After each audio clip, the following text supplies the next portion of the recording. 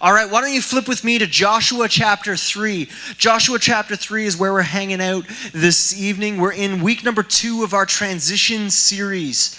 We're talking about how to navigate transition with confidence and with certainty. How to navigate transition with confidence and certainty. And it's going to be a fantastic time. Joshua 3 is where we're hanging out.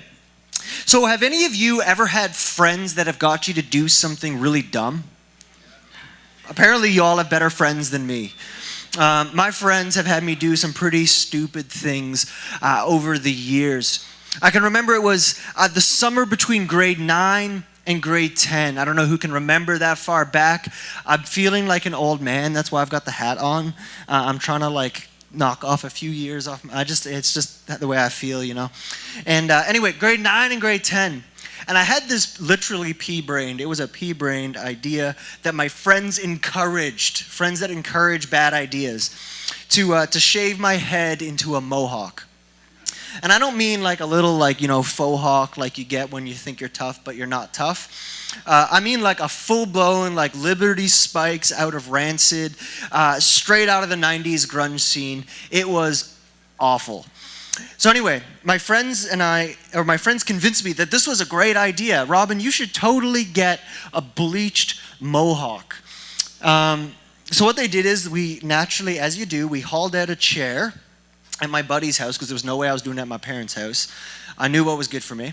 And we took an extension cord, ran it out from the garage onto the edge of the road because that's where you shave mohawks. And I sat down in the chair, and my buddy tries to figure out how to use the clippers for the first time in his life and shaves my head. Out comes the shaving cream. When you're in grade 9, you also don't know how to shave unless you're just that one guy in the class. If that's you, I wish I could grow a beard like you. I'm trying. It's failing. Anyway, so they bicked my head down. We had the mohawk going. It was bleached. I was then told, I don't know who told me this, but it was a lie, that mohawks are held up with school glue. And like I said, someone's like, oh, I know what's up. Anyway, I had some pretty messed up friends. So we were at the drive-in later that day, again, what you do in the summer. And we're going to now do my hair into a mohawk with school glue at the drive-in. Because again, that seems to make a lot of sense, right? So we're sitting at the drive-in waiting for the sun to set, and we're doing my hair into the mohawk with the school glue. It's totally failing, obviously. Not working at all. So now I've got a head full of school glue in the drive-in. I run into the washroom, stick my head under the sink at the drive-in washroom, which is the sketchiest, grossest washroom in the world, and try to wash it out. I then throw a toque on in the middle of July. Now here's the part where my friends had deceived me. If it wasn't the school glue, that was definitely a lie. They had convinced me that this was a good idea, despite my mother and my father in no uncertain terms telling me I was not to cut my hair into a mohawk. Needless to say, we got home later that night. I'm wearing a toque in the middle of July, and I walk into my house at 4 a.m., which is not a good time to walk in. We were very late. This was pre-cell phone era. And my dad looks at me. My brother at this point he's gone. We walked in the house together. My dad looks at me. He's like, why are you wearing a toque? My brother just takes off. I'm like, bro, you just threw me under the bus, man. And he's like, why are you wearing a toque? I'm like, no, I'm just cold. I think we should go to bed, and we'll sort it in the morning. He's like, take it off right now, young man. I'm like, no, it's good. We'll sort it in the morning. It'll be good times. And he's like, so I'm, the look on my father's face, that was a look you don't forget. He was not impressed with me, and my mother had a stroke of genius. She had me convinced my dad that what we would do is we would let me keep it for a couple weeks until my school photos for the 10th grade, which forever immortalized the image of this mohawk. The part I didn't realize was that bleaching your hair when you kind of have brownish hair and it's bleached is that it doesn't grow out very quickly. So I looked like a skunk for the next 6 months. After I cut it off, I had this down thing and then brown. I looked like a real idiot. If you can't tell what we're talking about this evening, we're talking about people that influence you. People that influence you. So in this series, we've been looking at the person of Joshua. And the person of Joshua is this fascinating character in the scriptures that is leading the Israelites into a major season of uncertainty. So if you can't remember, the Israelites have been wandering the desert for 40 years. They kind of had disobeyed God. They had failed to trust God. So God kind of had them wander in the desert to sort of figure themselves out for 40 years. And they've arrived on the bank of the Jordan River. And they're about to cross into the land that God had promised them. And it was a major season of uncertainty for them. We have a bunch of people that were nomadic. They were slaves. They were largely confused about their identity. They had never been to war, and they're standing on a river. They've also never crossed a river before, other than the one with the Egyptians that God, killed all the Egyptians and the parting of the Red Sea and that whole situation. They'd never done any of this before. And their leader, Moses, has died. Last week we talked about the kind of leader that Joshua was that enabled him to step into this season of uncertainty and lead with authority and with confidence. We talked about vision and the need to have vision. Go check it out online if you want to see the rest of it. But today I want to start us off in Joshua chapter 3, where we're kind of going to look. Last week we were talking about Joshua the leader. This week I want to talk about the people that followed Joshua. So why don't we read tonight in Joshua 3. We're going to start in verse 1. If you're there, say, I'm there. Word. Love it. All right. Early the next morning, Joshua and the Israelites left the grove and arrived at the banks of the Jordan River, where they camped before crossing. 3 days later, the Israelite officers went through the camp, giving these instructions to the people. When you see the Levitical priests carrying the Ark of the Covenant of the Lord your God, move out from your positions and follow them. Since you have never traveled in this way before, they will guide you. Stay about half a mile behind them, keeping a clear distance between you and the ark. Make sure you don't come any closer. Then Joshua told the people, purify yourselves, for tomorrow the Lord is going to do great wonders among you. In the morning, Joshua said to the priests, lift up the Ark of the Covenant and lead the people across the river. And so they started out and went ahead of the people. I'm just going to skip down to verse 14. So the people left their camp to cross the Jordan, and the priests who carried the Ark of the Covenant went ahead of them. It was the harvest season, and the Jordan was overflowing its banks. But as soon as the feet of the priests who were carrying the ark touched the water at the river's edge, the water above the point began backing up a great distance away at a town called Adam, which was near Zarethan. And the water below that point flowed on to the Dead Sea until the riverbed was dry. Then all the people crossed over near the town of Jericho. Meanwhile, the priests who were carrying the Ark of the Lord's Covenant stood on dry ground in the middle of the riverbed as the people passed by. They waited there until the whole nation of Israel had crossed the Jordan on dry ground. Why don't we take a moment and pray this evening? Jesus, we thank you that when we open up the scriptures, these stories that maybe they're familiar, maybe they're not, whether we've read them 1,000 times or not, that you can still speak. That in our uncertainty, in our seasons of transition, you still have something to say to us.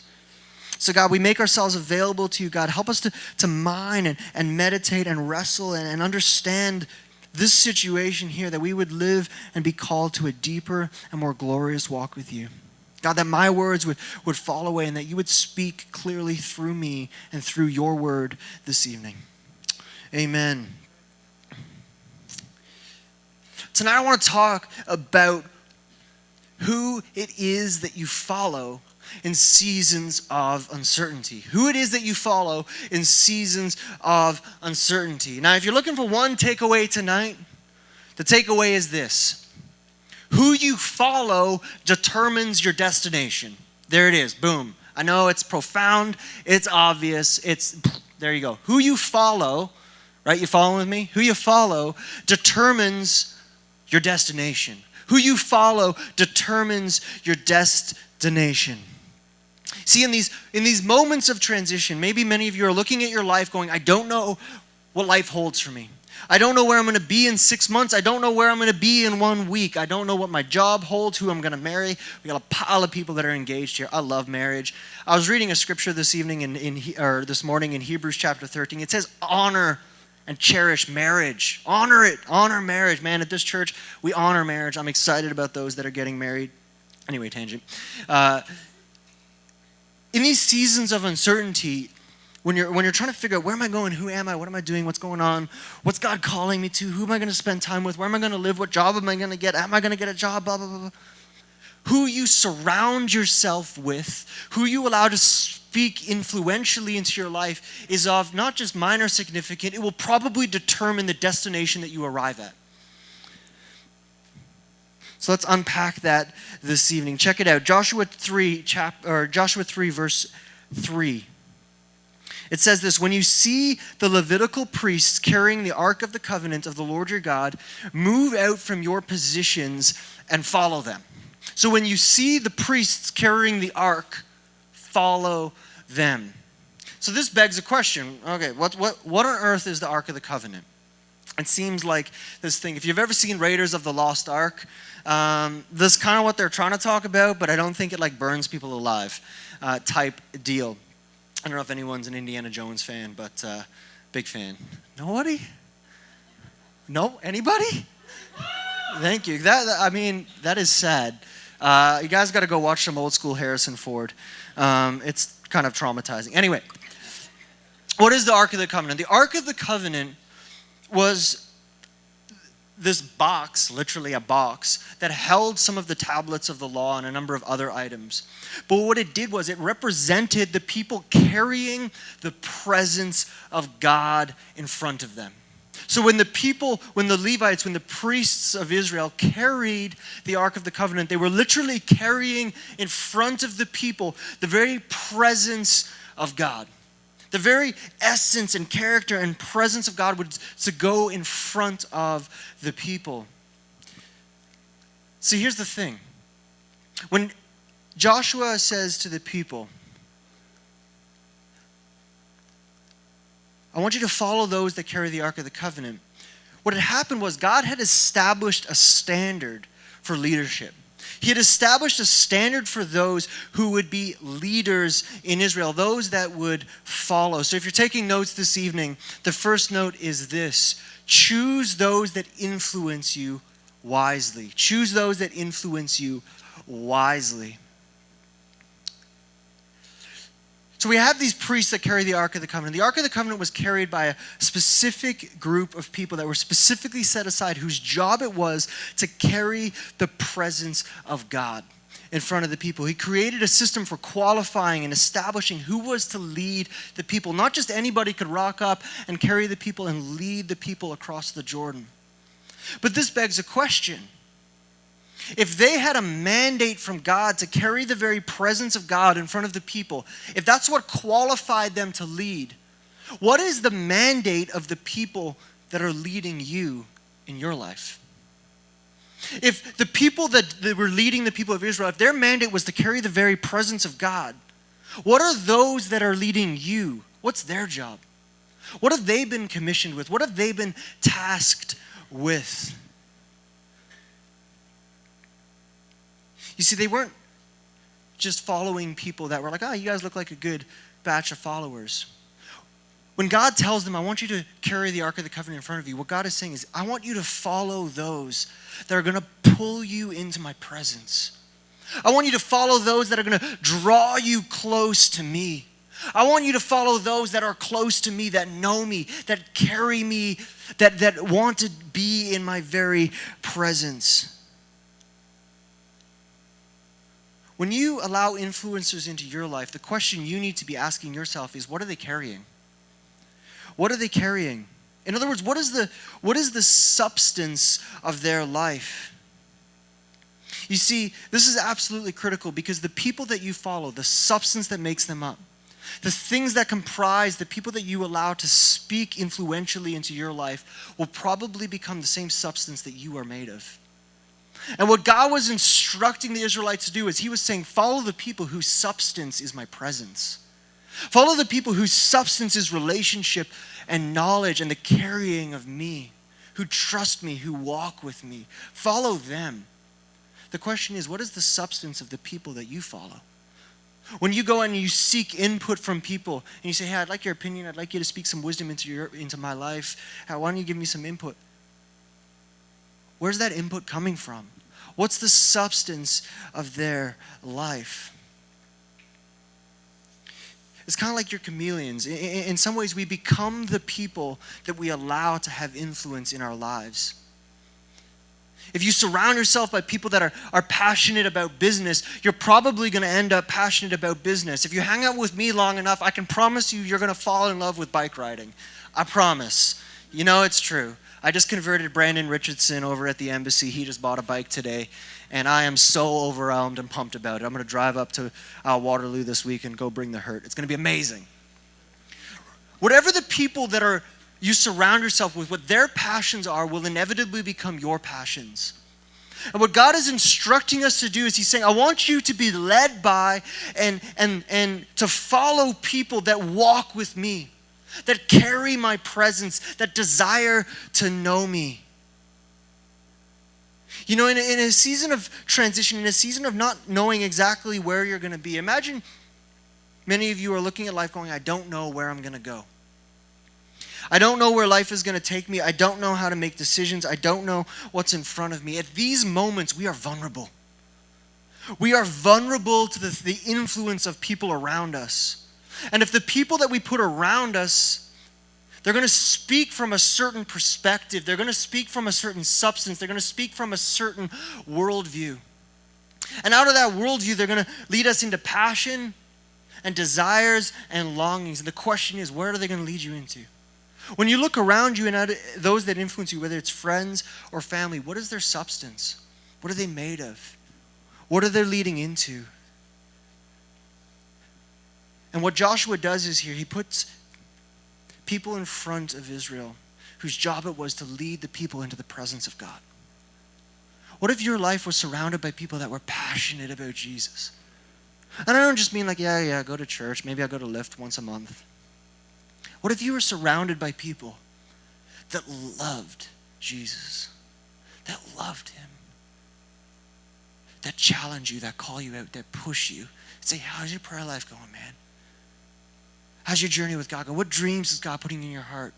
What has God been birthing in you? What longings do you have? Imagine if you could surround yourself with people like this. I think I mentioned this last week, but this is why marriage is so key. This is totally off script here, but the people we marry, the people that we surround ourselves with, the people we allow into relationship, they're going to speak life into us. The question is, what kind of life are they speaking into you?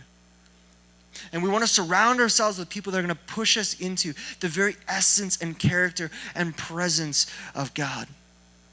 Let me put it another way. What is the fruitfulness of the people you allow to influence you? So if you're going to go to somebody and say, hey, I want your opinion. I'd like your input.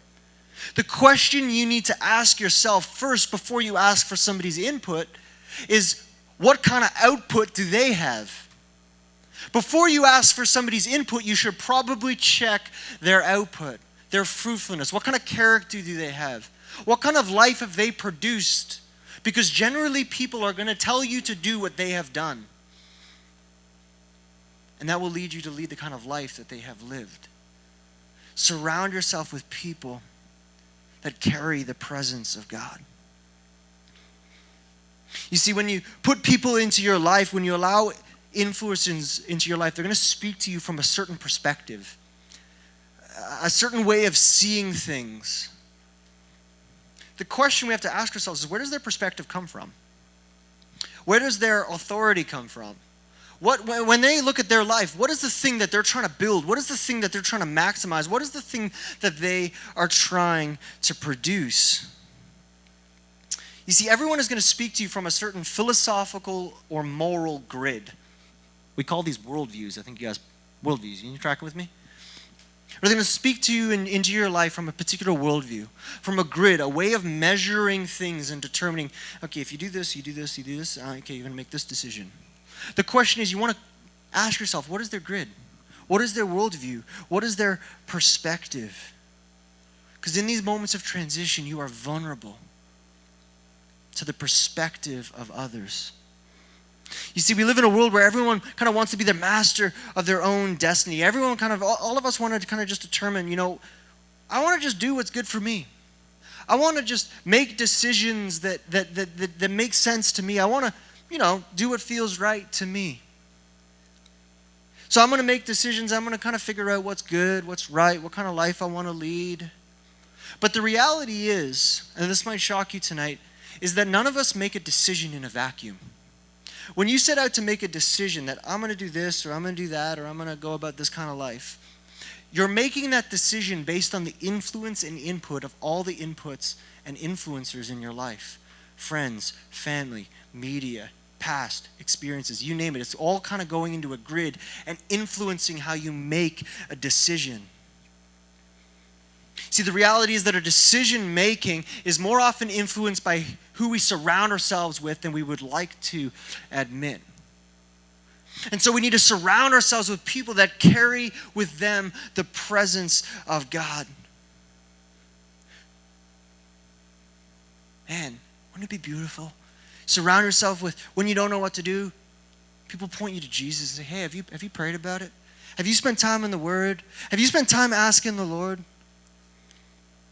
As opposed to, I don't know what to do. Well, why don't you just do the first thing that comes to mind, or do what's best for you? Or if you don't know what to do, just come and party it off. We'll figure it out. We'll make a plan. Surrounding yourself with people that carry the presence of the Lord. The thing that's interesting here is the people that were leading, the Levites, it was their job to serve the entire nation.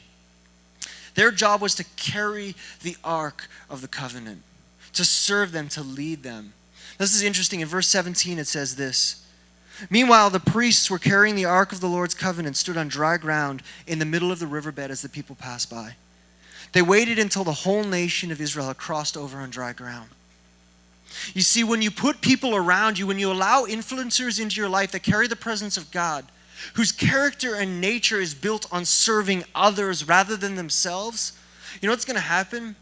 When you're standing in a major season of uncertainty going, I don't know who I am or what I'm doing, they're probably going to stand up and help you get to the other side.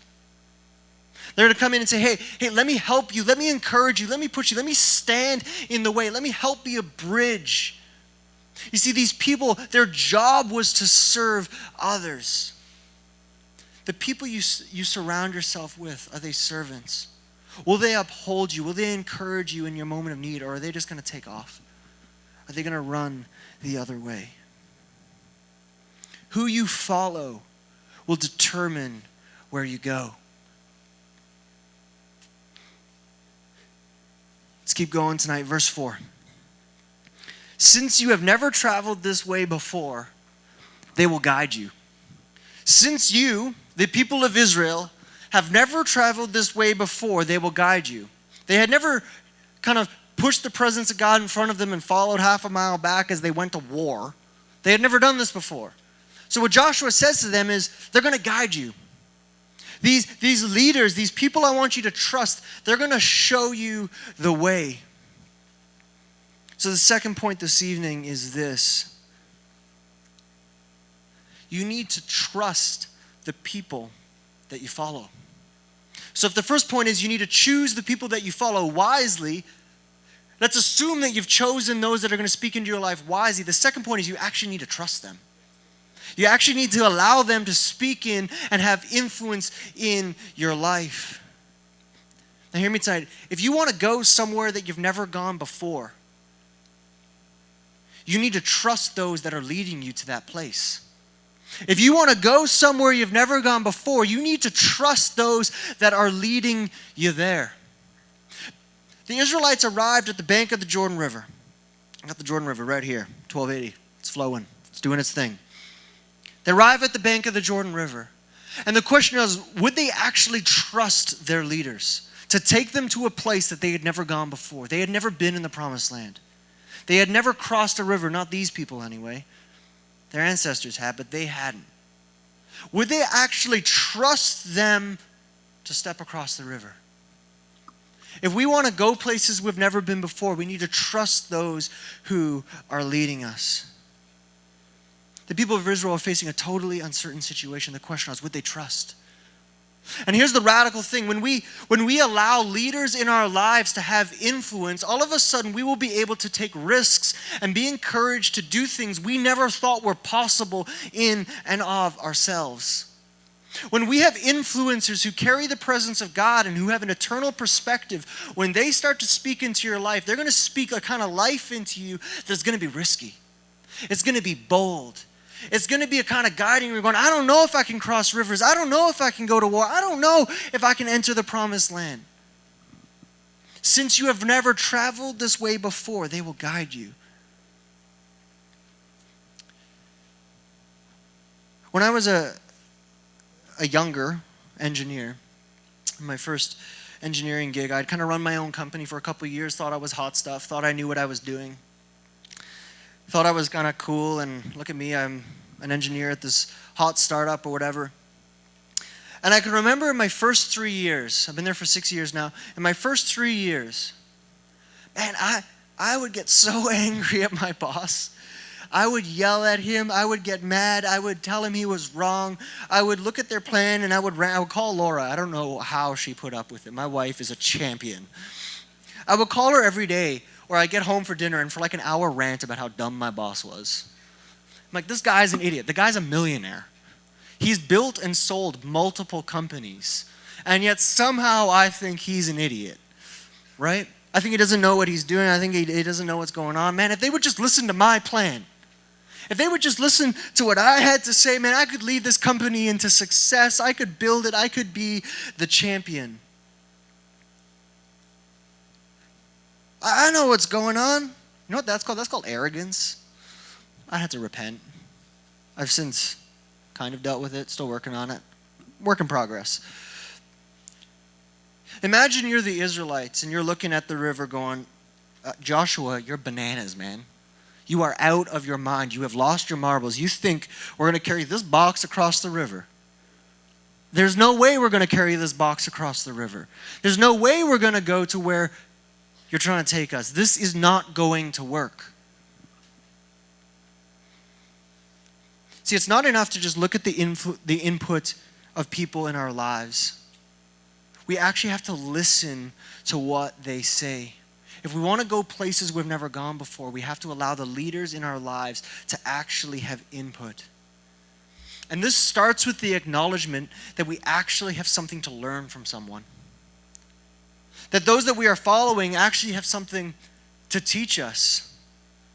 That they might have a maturity to see things that we don't see. They might have a perspective that we don't have. And as a result, maybe we should listen to what they have to say, whether it's experience, maturity, or godliness that is giving them that perspective. This means being willing to actually ask questions. When you want to have influences into your life, you have to be willing to ask them questions, acknowledge that you're wrong. How should we do this? How do I go about answering these questions? I don't know what I'm doing. Give me some input. Give me some wisdom. You know, oftentimes people have said to me or to others, I just wish I had a mentor. And if that's you, I'm not singling anybody out. This is maybe an answer I've been working on for a while. I wish I had a mentor. I wish I had somebody that could speak into my life. And there is a place for that beautiful, like, yo, you're my mentor, I'm your mentee. We've got this thing going on. We have coffee once a week. It's wonderful. We text each other and send Snapchats. I'm on Snapchat now. Troll's trying to work it out. Lift Church. There you go. Anyway, don't know what I'm doing at all, for the record. I need help. I need perspective from all y'all that are on Snapchat. Anyway, people come to me and say, I wish I had a mentor. I wish I had a leader. But until you're willing to actually be led by somebody, you're not going to have any mentors or leaders in your life. You see, leaders and mentors want to lead people that are teachable. They want to lead people that will follow, that will take instruction, that will take input, that will look and learn. Over the years, I've been mentored by some pretty incredible people. I would argue some of the greatest pastors and leaders and businessmen in this country. I've had, and women for the record, I've had some incredible people pour into me, but you know what? I've never had an official mentor. I've never had someone that was my mentor. I had like the label, like inbox. I just got an email from mentor. Yeah. I've never had that. But over the years, I want to share with you a secret tonight. I've been mentored by people not by having a formal mentor relationship. I've been mentored by people because I'm willing to learn. I look at people that have gone places I haven't gone, and I ask myself the question, how did they get there? What did they do? How can I do what they do? How can I pray like they pray? How can I follow to where they have been? And you see, when you've picked leaders, when you've picked influencers in your life that carry the presence of God, you see when the first piece is in place, all of a sudden the second piece of going, I want to go where they go, starts to make a lot of sense. When you've picked people whose job it is to carry the presence of God, then it's like, I want to go where they've been. I want to be where they are.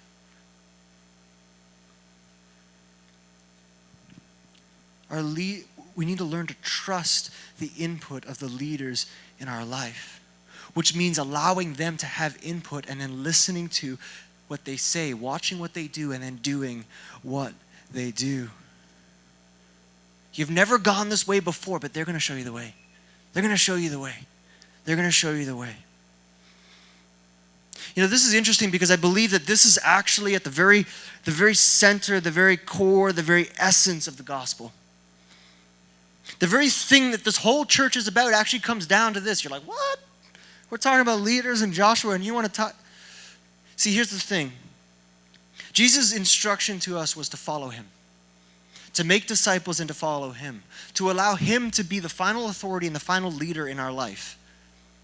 Which means we take all of our assumptions, all the ways that we think we know how to do things, and we say, Jesus, your way is better. I know you have a way. I'm going to follow that way.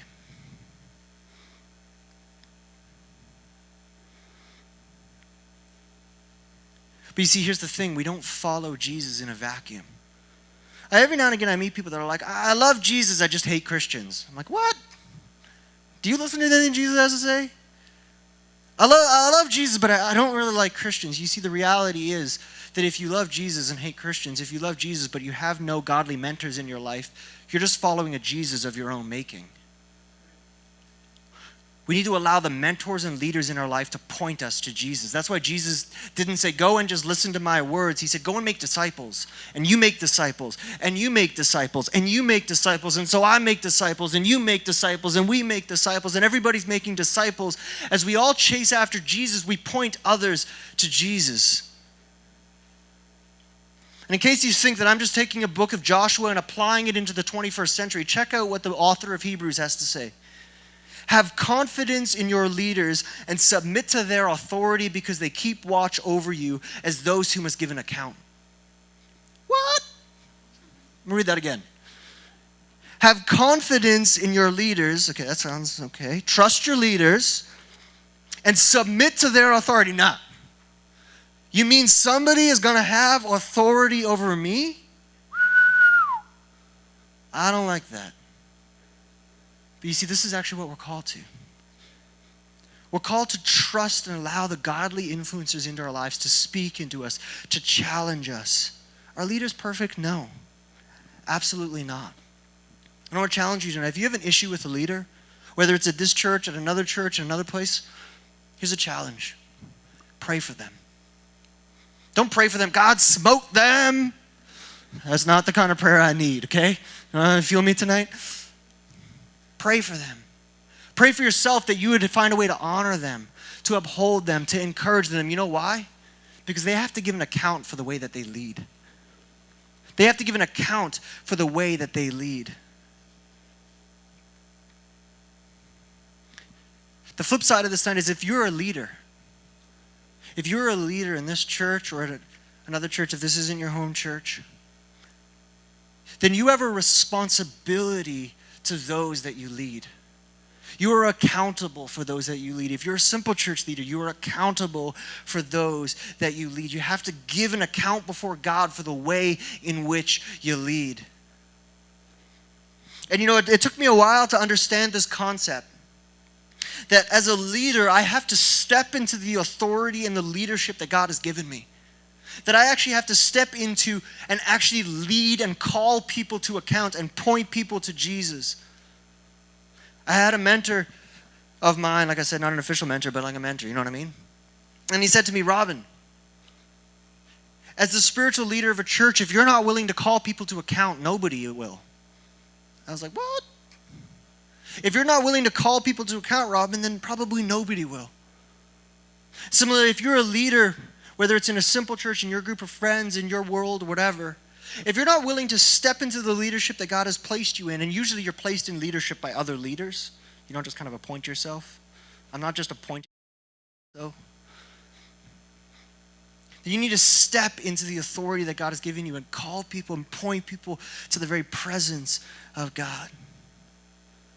You know, this can be hard to hear. Leadership is difficult. You know, sometimes it means standing on the banks of the river and saying, all right, I'm going to lead people into a place they've never gone before. And I've never really gone there either, but I'm one step ahead of them. They're behind me, we're going forward. Yeah, leadership can be difficult and it can be hard, but it is a blessing and it is an opportunity. Lastly tonight, Joshua 3, verse 5. I've preached 3 verses tonight. This is good. I like this. Then Joshua told the people, purify yourselves, for tomorrow the Lord will do great wonders among you.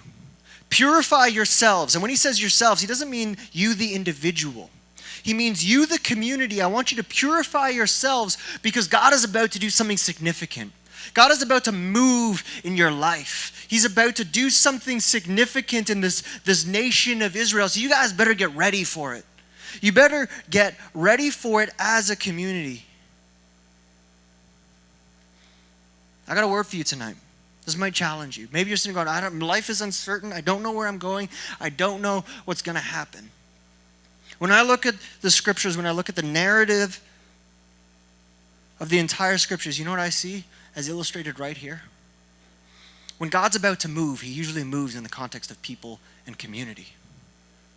If you want to be a part of what God is doing in this world, then you need to be a part of the people that God is moving through. You need to be a part of community.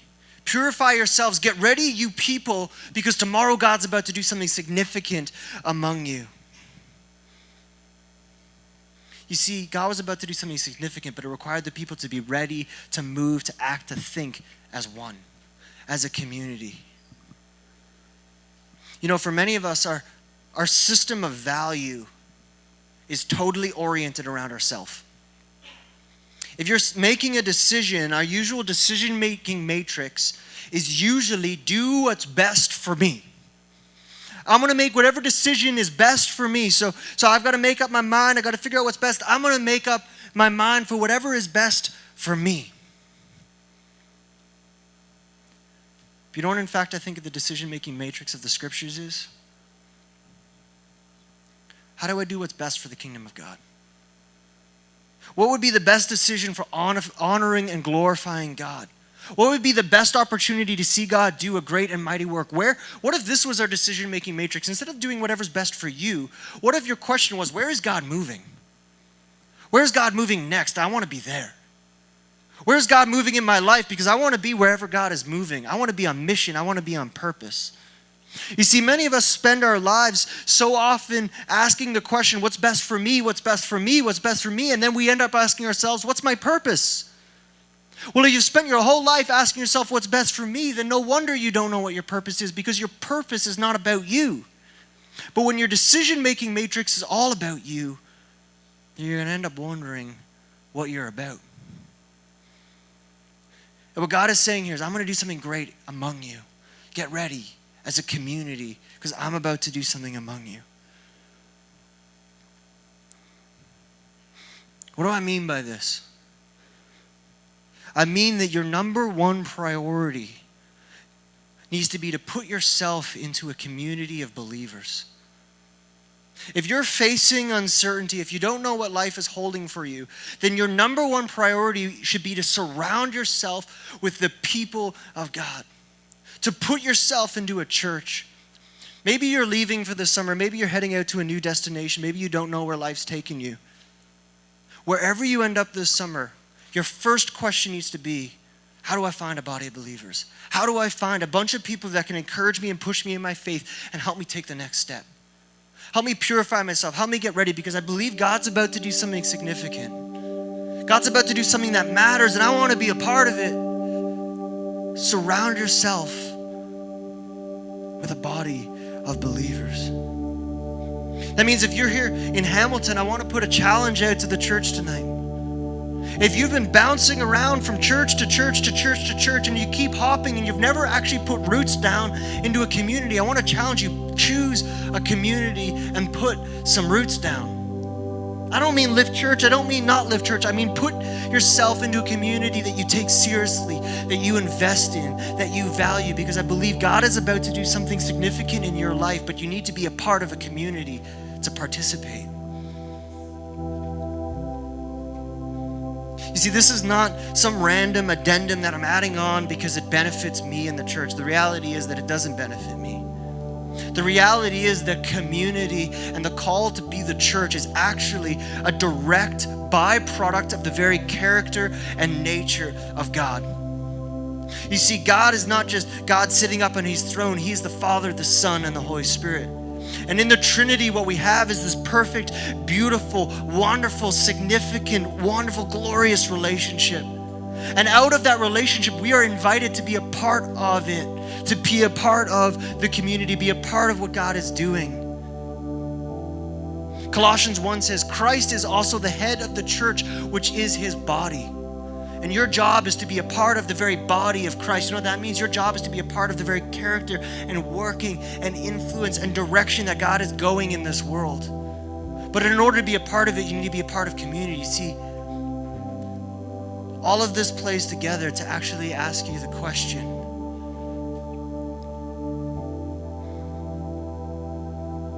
who are you following in your life? Who are you following? You see, the people that we follow, when they point us to Jesus, that will result in relationship with Jesus. And a relationship with Jesus is going to result in a saving knowledge of Jesus, which will result in a walk of purpose, which in turn will result in community. You see, the people we follow will produce the kind of life.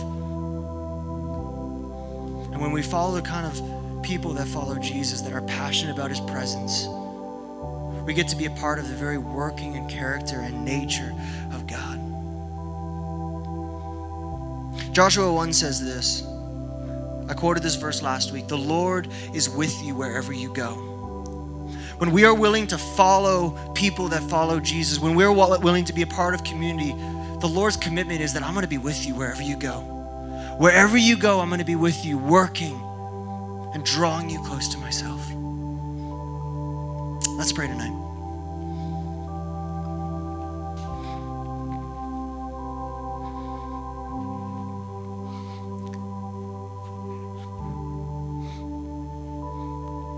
Jesus, we thank you that this life that we are called to lead is not a life of isolation, trying to figure out how to follow you on our own, but that we get to do it in the context of others that chase after you. That we get to chase after you as others around us chase after you, as we get to know you, as others get to know you and have influence in our lives.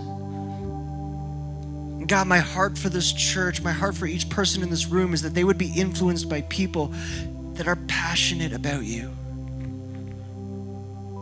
That when they face uncertainty, that they would pursue you, that they would know you, but they would ultimately do so in the conjunction of others that would point them to you, that they wouldn't just figure it out on their own, but they would have a walk with others that point and draw people to you.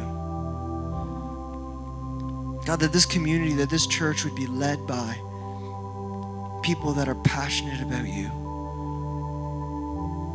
God, I pray for the leaders in this room, whether it's our board or simple church leaders, the people that serve, God, that they would step into the authority that you have called them, that they would lead with confidence, knowing that you have placed them, but in turn that they would follow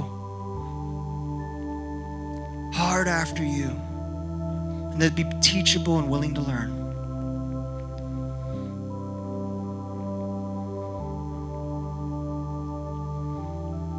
Amen.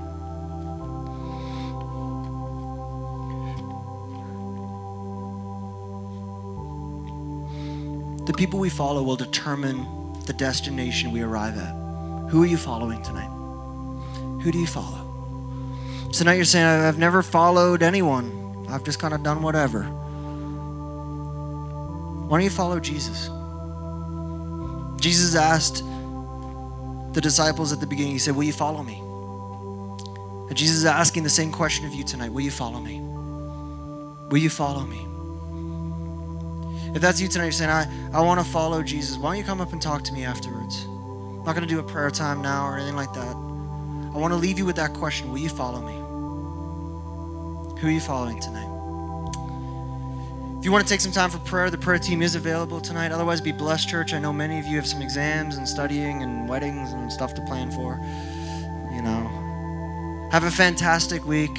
We will see you next week right here at 7 p.m. Check Facebook for when the Simple Churches are updated. Have a great week, church. Be blessed.